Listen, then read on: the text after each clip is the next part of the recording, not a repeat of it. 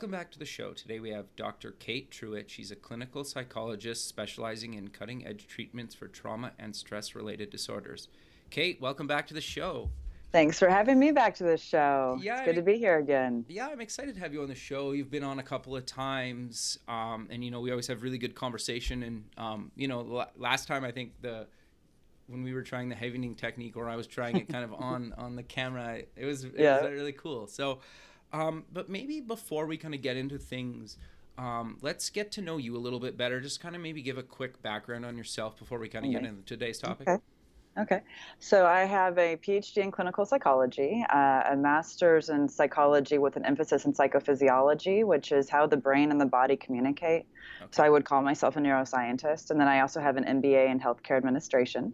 Nice. And so I'm now at the head of my own group practice, which is fantastic. And my team and I really specialize in tackling the symptoms of depression, anxiety, stress, PTSD from a neuroscience-based perspective, and then building upon the idea of neuroplasticity to create, resilience and resourcefulness going forward. Sure. No, that's really cool. And kind of why I wanted to have you on the show today is because we're coming up to kind of two big holiday seasons, and then kind of into the new year. And I think, and a lot of people, they struggle with kind of, obviously they want to see their family, or I think most people want to see their friends and family throughout the holidays, and then kind of set goals for kind of the new year. And so I kind of wanted your thoughts on how people can kind of manage, those kind of big changes that are coming up in the next few months. And so I thought, maybe get your take on kind of how people can kind of work on the work-life kind of balance throughout the holiday season and kind of into the new year. And then maybe we dive into how to kind of set goals for kind of the new year and actually stick with them, because I will set goals and 3-4 weeks later they're a forgotten thing, right? So yeah, we all do it. Sure. Yeah, I was thinking a lot before our interview today, or our call today, about what the holidays really represents kind of in the year-long process. And it's frequently a review of how things have or have not progressed throughout the year, speaking to those goals falling by the wayside. And then the holidays in of themselves create this interesting experience of who am I in the world that I'm living in right now? What's missing? What am I grateful for? What is abundant? Sure. And it's this interesting 2-month period where all of a sudden we have to rise to this new social level. Sure. And the expectations that society has created of you're supposed to be up here, and what if you don't have plans? Sure. Or what if you've lost somebody during the year and this is the first time you're going to be navigating this experience without that person? And so the personal pressures through this time period are really intense, in addition to trying to lead your own business. I mean, if you're an entrepreneur, thrive in the corporate environment that you're living in. And it just is this whole new level of stress in many ways. Even if it's positive stress, it's just a whole new level of stress. Sure. No, that makes a lot of sense. And I think, everybody's trying to, I think in a lot of cases, portray that life's grand and wonderful. Yeah. And I think sometimes it is, sometimes it isn't, right? Sometimes and it's that's not. just how things go. And so how do people kind of be honest with themselves and kind of maybe their friends and family if they're kind of going through something good or bad? Yeah. But I really want to speak to what you were just saying, is we all portray this great experience. I mean, you go on social media and it's the great pictures and everybody's having so much fun and so much joy, and then it's, well, what if life is really kind of painful inside? Sure. And I think one of the things it's hard to do, but it can be really empowering, is to be a little more vulnerable in our social media experience of ourselves. Okay. And to, if it's appropriate and safe, to put a call out to our friends and say, hey, I'm having a hard time, could you guys reach out to me this season? Interesting. I'm feeling a little alone. Sure. And it's a scary thing to consider doing, and obviously people will need to examine their own social media group, but it does create an opportunity for other people to go, wait a minute, I'm not alone, I'm having a hard time, they're having a hard time, and maybe we should just connect for coffee. Sure. And build a deeper level of support. I mean, I think one of the hardest things to do is to say I'm having a hard time. And whether it's and certainly social media is a big way of saying that, but even to pick up the phone and reach out to a friend. Sure. So with my patients, I talk a lot about scheduling phone dates throughout the holiday. Okay, So interesting. yeah, and the idea being that that on Thursday evening at 5 p.m., wherever you are, you're going to pick up that phone and you're going to call this person. Okay. And knowing that that's on the schedule. So it's actually scheduled, you get a reminder, and that person has done the same thing. You've both committed to it, can alleviate the pressure of feeling like you're going through something alone, and also just create greater opportunities for connectedness. Sure. And a lot of times, if you may not be planning something, you may be coming off of a hard day, but that person has something going on, they go, hey, come on out. Whereas they might not have done that otherwise because everybody's, navigating their world in their own little bubbles. Yep. No, totally. I think that's actually really good advice, because I think sometimes too, like, if you're trying to set goals for the new year, even, and Yeah. just like maybe that Thursday calls with like a mentor or Yeah. somebody that's you look up to that, can spend 30 minutes on the phone or whatever, and just be Yeah. like, you know what, I'm looking for a new accounting software. I don't know, maybe that's a bad example, but do you know what I mean, right? Like Yeah, absolutely. that they could solve one of these little problems, maybe whether it's kind of business or personal, or maybe both. Uh-huh. Well, and it's just the goal is the connectivity. Sure. We're an attachment-based species. Yeah. And I think one of the things the holidays really does is if we are alone. So say we've moved to a new city and our family, for me, my family would be back in Kansas when I first moved to LA. And maybe I couldn't fly back because financially it simply wasn't viable. And so my aloneness in this city, Los Angeles is such a connected city in so many respects, but it's also one of the loneliest cities. Sure. And so knowing that those connected moments are on the schedule where it's like, okay, I'm going to call this person, or now, okay, I'm having this contact with my mentor or my professor, or even with another, back then a student or a colleague. Exactly. And it's also saying we can learn from each other. Sure. So, And no, go ahead. Sorry. no, go ahead. I was just going to say, so I'm curious to know, we were talking about this a little bit earlier, is just setting goals for kind of maybe finishing out the year or kind of into the new year. I'm terrible at it. Like, I try every year, and I kind of, to be fair, I think I gave up last year because I was just like, I'm not going to do it. But you kind of have a different take and an interesting take on kind of how to actually make that successful. Do you want to maybe walk us through that?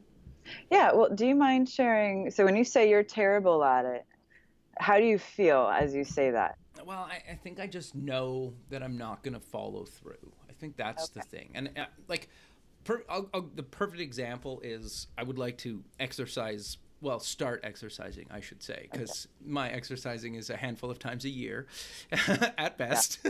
Okay. That's fair. That's fair. So, Because life is happening, yeah, right? and like I have two 3-year-old and an 8-month-old, so Oh, wow. busy, Yeah. plus being married and work and the show, and I'm not complaining.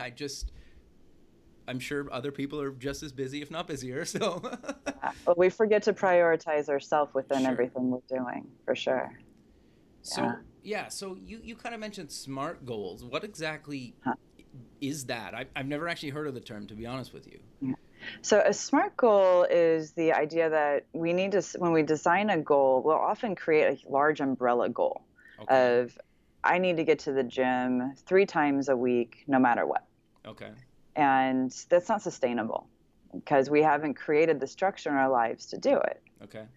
And so the idea of a SMART goal is that we're going to create in increments a goal that will get us towards that umbrella success. So getting to the gym 3 times a week. And so a SMART goal is a goal that's specific. The M is for measurable, the A is for achievable, the R is for realistic, and the T is for timely. Okay. Interesting. And so we want a goal that is very specific, and that means it is this construct, and we want to be able to measure it. So getting to the gym for 3 times a week now we want it to be achievable. So can you control if you're going to get to the gym 3 times a week for the entire year? Absolutely not. Life's going to happen. Sure. And so we'd want specificity, maybe go 2 to 3 times because it's achievable and realistic then. And you look at measurability, okay, I can fathom mentally measuring for a month. So Okay. I'm going to set this goal for a month. Instead of saying 12 months. 12 months, because I that's see. really big. Daunting. And it's overwhelming. It's overwhelming. Sure. And then Okay. where we might actually start to dial it back, so especially if it's exercise, is saying, okay, for 1 week, I'm going to get up each morning Okay. and put my running shoes on and my gym clothes. Okay. Because your brain is then sinking into, okay, I'm getting up, I'm putting on my running shoes. And we know that if we have running shoes on, we're much more likely to get up and take a walk than if we have dress shoes on, or certainly for women if they have heels on, Sure. right? Sure. And so it's actually bringing in tiny increments of exercise slowly in a way that starts to develop into a sustainable, natural habit. Okay. And this works obviously for anything Yeah, exercise or for anything. unrelated. Yeah. Okay. I got you. Changing your diet, cutting back on drinking. So going into the holidays, I have a lot of patients who are like, I know that I have a tendency to overuse alcohol when I'm stressed. The Sure. holidays are all about going to parties and drinking alcohol. So how do we set up small goals for success? And the abstinence model never works for them. Sure. We say don't drink at all. So then we go, okay, what if we look at a cocktail Okay. at a party? Sure.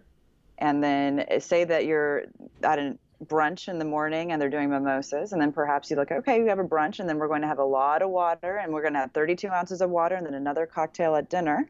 And then you're done for the day. And then you have two, but then you take 2 days off. I And so see. it's Okay. So really structured planning. And the goal is to create successes. okay. Well, correct me if I'm wrong. It's like basically almost not planning your day, but kind of thinking about it kind of in days or a couple of days or maybe just a full Mhm. day to say, okay, like, and that's kind of how, is that kind of what you mean?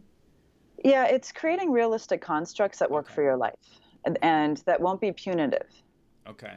And then the other piece is, say, if we go back to the gym analogy, say, okay, you've set the goal, you know it's realistic for yourself to plan on getting to the gym 2 to 3 times a week. You've planned on Tuesday, Thursday, and maybe a Saturday, Sunday. Sure. And you only get one week, you only get there one time.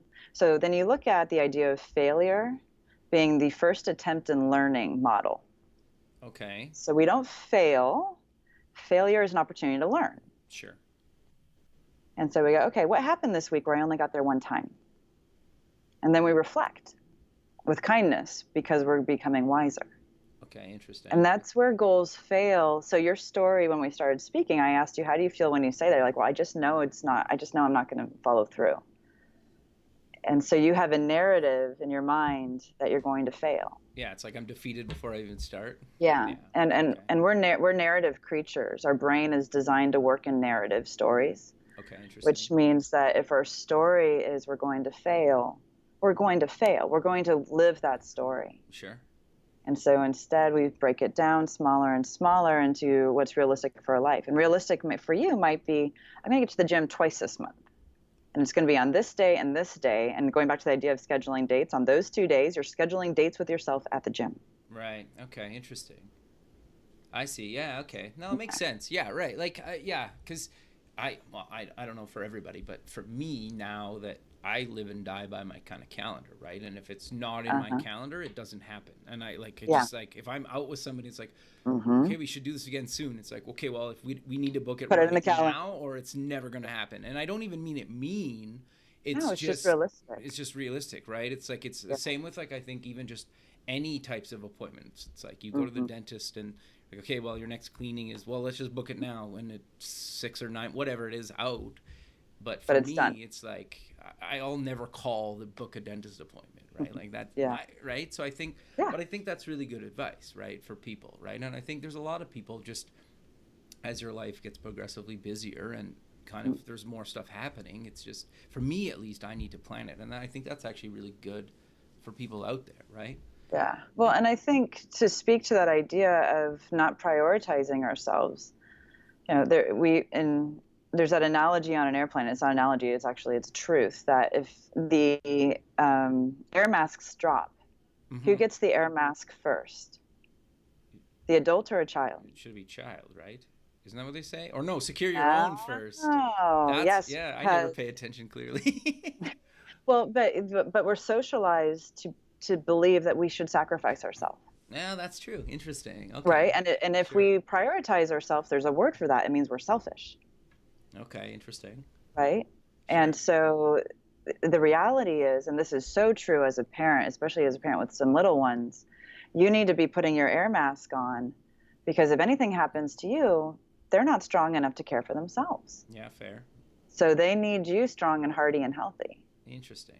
Yeah, So that's you fair. you got to do your air mask, and that, I mean, that goes for all of us. We have to do our air mask to make sure that we're okay, so we can take care of the people we love in the way we want to. And I think going through the holidays, that's really important, Sure. because we feel like, okay, we have to go to this party, we have to buy these presents, we have to do this, we have to do this, we have to do this, and we forget to find our own balance, Sure. and we lose ourselves in it. And that's where the stress, the anxiety, and even the depression really starts to settle in, is when we lose ourselves within it, and then the expectations are up here, but what really comes out is down here, because we've completely exhausted ourselves. Sure. Yeah, the thing that I've always found really kind of fascinating about even just doing this show in general is I get to talk to a lot of really successful people. And in some cases, it's people that I've idolized for years. Yeah, and then you get to talk to them, though, and you realize, like, how, like, sometimes they feel so lonely and empty and unsuccessful. And you're just like it's so... So, like, everybody's trying to be this person, but that person is not even happy with, like, who they are, or how, like, and they would, it's, to me, that is so kind of, was so eye-opening, right? And kind of why I really wanted to have you on the show is because this is the perfect season to think about all this stuff, right? Because everybody's like, if I just made an extra $100,000 or my first million or... But, like, there's people that have made tens of millions or hundreds of millions of dollars that just, like, hate it, right? And I don't really, I hate to reference this, but, like, there's, like, all those, like, suicides with, like, successful musicians lately, right? This year. And you think, like, people are idle, like, you're like, how could you, you know, you're at the top of something that most people will never achieve, and these people were clearly not happy, right? And, right? And so we idolize these things, but we have no idea how good or bad these people are really doing kind of inside, right? And we tie kind of financial material success to like happiness, right? At least in my experience, a lot of people do. But what makes you happiest? When are you truly in a moment of just delight or joy? I think, like, having kids was really different for me, for sure. I used to really enjoy, like, I should still play, but I don't really like playing drums. I really enjoyed that, like, or listening to music even just sometimes. So stuff like that, or going to, like, a live show. I really like that. So for me, it's like almost like certain experiences, but I find the data supports that. Okay, how so? And this is great going into how are we thinking about gift giving. The happiest people spend their money on life experiences and shared moments. Okay, there's a lot of research on that. I could see that, because I think lots of people have bought, and I need the latest whatever tech gadget. Here's your iPhone X. Merry Christmas. Yeah, but you kind of lose the... Yeah, whereas instead of it was like, hey, let's go see Hamilton and go to dinner. Okay. And then there's a moment that you've shared with somebody or somebody's that you can talk about for years. Sure. Right? And that goes back to that attachment-based species component. So when we fill our lives with those moments, and I think as people become more successful, more affluent, those moments get lost partially because they're recognized. It's harder for them to go out, to freely engage in the world. And there is that sense of what you just said. They have experienced this level of success that so many people covet, that the connectedness to the authentic people who want to be in their lives goes down and down and down. Sure. And it starts to become a little bit of paranoia as to, can this person really be in my life because they want to be in my life, or are they using me for something? I see. Interesting. And that's really deeply lonely. Yeah, I could see that for sure. The other thing that I want your thoughts on, that we're kind of in this tangent, I guess, but it's good, is I had a guy on the show a long time ago, and he literally, on the show when it aired, he's like, he always felt like he's sold tons of companies, like he's made hundreds of millions of dollars, like that type of guy. And he's like, he still was like, I feel like a complete like fraud. And he's like, I'm just waiting for somebody to kind of call me on that. Right. And so it's kind of like when you're at the top, there's kind of only one way to go. Right. And that's kind of usually down, and he's kind of waiting for that. And I thought that to me was like extremely eye-opening and fascinating to Yeah. me, because it's like, Well, I think, oh, sorry, go ahead. no, go ahead. Yeah. I think it's being at the top, but having we call it an internal versus external locus of control. Okay. And so an internal locus of control means that I am proactively acting upon my world with choice. Okay. Whereas an external locus of control is we're kind of back on one foot, dukes up, reacting, and the rest of the world out here defines our value and our worth. Sure. And so if somebody, and I work with a lot of executives who Sure. say that exact same thing, they feel like a fraud. They're just waiting for it to be found out and for the empire to crumble. Yeah. And those are deeply rooted thought processes. And these are actually the types of thought processes that the havening techniques are incredible at shifting and changing in a really rapid, efficacious manner. Sure. Because they're tied into a survival mode in our limbic system and then our self mode up in our prefrontal cortex. And they navigate a certain part of our brain that it's called the anterior cingulate gyrus, just to get a little geeky. Sure. No, that's And good. that part of our brains is basically one of the defining components of external versus internal locus of control. Okay, interesting. And so to go back to the airplane analogy, those moments we choose to take care of ourselves first, we're strengthening our internal locus of control, which strengthens our belief that we have value and worth outside of what is going on around us, which makes us more resourceful and resilient. Interesting. If we're choosing to constantly sacrifice ourselves, then that external world, we're saying this over here has more value. This is what matters rather than me mattering. And we're constantly reinforcing that the outside world is what matters. And then we get to the top and we haven't valued ourselves yet. Sure. And so all of a sudden, there's no more golden rings to jump for. So what then? Sure. When you have it all and it's not what you really want, what happens? Yeah, fair. It seems right? So, yeah. How do people deal with that, I guess? We work with the brain. I guess, hey? Yeah. And part of that is the narrative. Part of that is learning to prioritize yourself and intentionally choosing to put yourself first. And then a lot of it is, this is going to sound very therapy, but it's Sure. going back to those very early developmental experiences and examining, did my caretakers help me learn to grow into a solid sense of self? Or was it my job to take care of my caretakers? Was it my job to take care of XYZ? Sure. How much sense of self did I have in my home environment? How punitive was it? Or how supportive was it in a healthy way? Sure. And if the environment was not based in a place of healthy development, then that individual is much more likely to be externally defined. Interesting. Okay. No, and then we go back and heal that. Sure. That's actually quite fascinating, because it's interesting, because I can't remember the analogy, but it was something along the lines of, like, if you put your first, like, you have your $1 million check or 10 million, it doesn't really matter. And you go put it in the bank physically. It's not like balloons fall from the sky and there's confetti, like, right? Like nobody rolls out there. Like, it's just nothing really happens. And I think that seems to let down a lot of people, right? That there's not this big, like, celebration moment. Yeah. Right. And so, and maybe, like, is that the fault of kind of society in the movies, or like, why are we portrayed that everything should be this kind of celebration? And if a big achievement in your life isn't this big kind of celebration, you're kind of let down by that. Yeah. Well, you know what's interesting is it could be a big celebration if the person invited everybody to celebrate with them. Okay. So it's on you. So part of it is internal locus of control, saying, this is huge. I am proud of this. I have accomplished this, and I want everybody to come celebrate. Sure. But are we socialized to celebrate our successes? No, because then we're selfish. Sure. You see, I mean, it's just, it all goes back to kind of flying in the face of society and acknowledging what is so important for us. Interesting. What is it that we authentically need, and moving into that, recognizing it's going to feel vulnerable, but moving into that vulnerable space and inviting people into the celebration or into the difficult time or even into the experience of being let down, that, wow, okay, I did this and now I'm faced with what next. Sure.